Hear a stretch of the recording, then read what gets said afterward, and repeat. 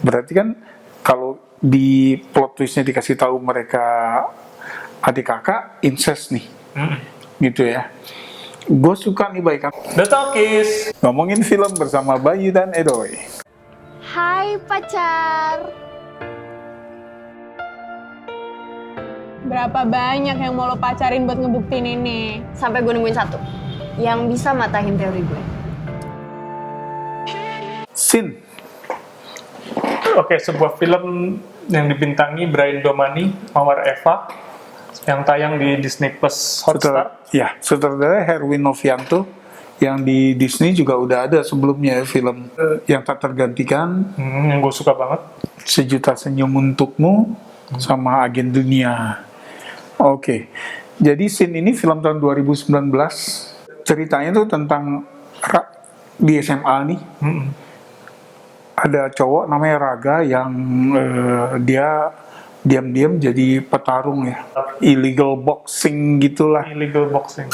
Satu lagi cewek nih, Meta ini dia kayak primadona di sekolah, semua orang suka sama dia, dan dia itu ingin membuktikan bahwa, nggak tahu ya tujuannya apa, dia ingin membuktikan bahwa orang-orang tuh suka sama dia karena dia cantik dan seksi. Gitu. Dan dia agak slutty juga sih kalau menurut gue ya. Memang sengaja mancing-mancing orang kan. Ya kalau casingnya kayak Mawar Eva ya siapa yang tak tergoda. Jadi apparently yang tak tergoda Brian Domani kan. Brian Domani sebagai Raga. Nah si Raga ini ya dia cool, pendiam, jago berantem obviously ya, karena dia jadi targetnya Meta, tapi ya playing hard to get lah ya. Terus si Meta ini tinggal sendirian di salah satu apartemen, tapi dia dapat suplai uang dari seseorang yang juga suplai bodyguard. Jadi tiap bulan dapat 25 juta. Akhirnya jadianlah si Meta sama Raga. Ternyata nggak semulus itu perjalanan cinta mereka, ada intrik-intriknya. Nah kalau udah lihat trailernya sebetulnya plot twistnya tuh udah ketahuan ya. Salah satu plot twistnya udah dikasih tahu. Iya, salah satu plot twistnya bahwa mereka tuh ternyata adik kakak. Iya. Gitu, mereka punya ayah yang sama. Oke, menurut lo Bay? Oke, jadi ini film yang berdasarkan cerita dari Wattpad ya, yang cukup populer apparently. Gue mau ngomong satu hal dulu nih. Iya. Film ini kayaknya yang gue lihat diproduksi dengan serius. Iya. Gambarnya bagus, tapi gue nggak dapet film ini. Dari awal gue udah ngomong gitu lah. Kenapa? Satu, gue belum pernah ngeliat film di mana unlikable karakter tuh banyak banget. Malah nggak ada satupun likable karakter di sini. Unlikable tuh kayak gimana nih biar orang ngerti? Oke, unlikable jadi kita dari pihak penonton ini sukar bersimpati sama sifat-sifatnya dia. Iya, jadi kita disuguhi karakter yang nggak menyenangkan ya orangnya. Betul.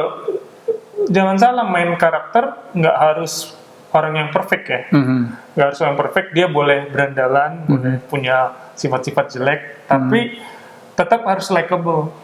Ya, jadi paling enggak kita sebagai penonton bisa relate gitu ya. Kalau yang ideal tuh adalah gue pengen kayak dia, atau gue pengen jadi temen dia, atau gue begitulah ya.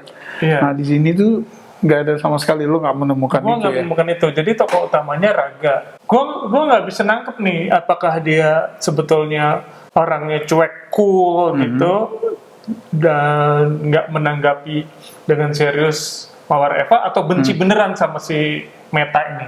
Bahkan sampai sebelum mereka berduaan kayaknya udah pengen jadian, beberapa menit sebelumnya tuh masih si Raga tuh masih ngomong, ini orang gila nih. Masih ngegas ya. Masih ngegas, dan nggak dalam posisi si Meta di situ, berarti emang tuh suara hatinya kan. Kecuali ada Meta, oh gila lo gitu. Yeah. Itu oke, kita bisa kamuflase nih. Berargumen. Tapi kalau dia sendirian yang ngomong, oh, dasar cewek gila. Sejujur-jujurnya dia kan. Sejujur-jujurnya dia. Tapi nggak berapa lama, oh dia nunjuk. Jadi prosesnya dari dari nggak suka ke suka itu gue kurang dapet. Dan terus mohon dibedakan antara cool sama Jutek. jutek.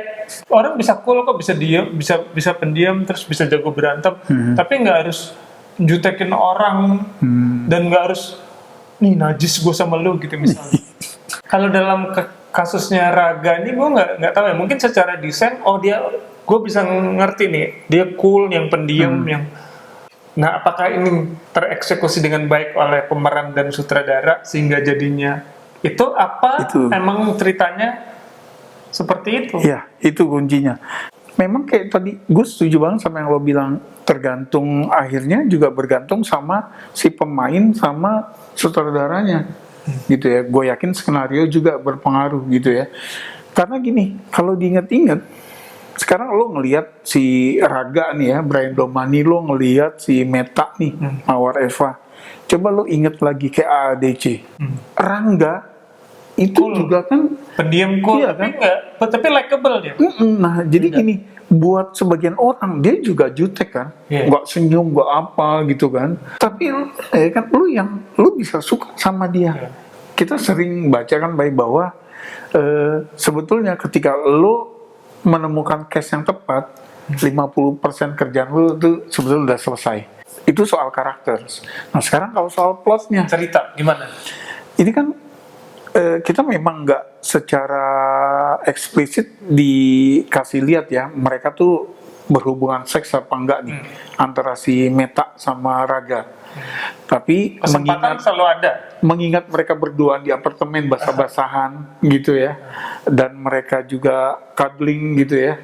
Berarti kan kalau di plot twistnya dikasih tahu mereka adik kakak incest nih, gitu ya.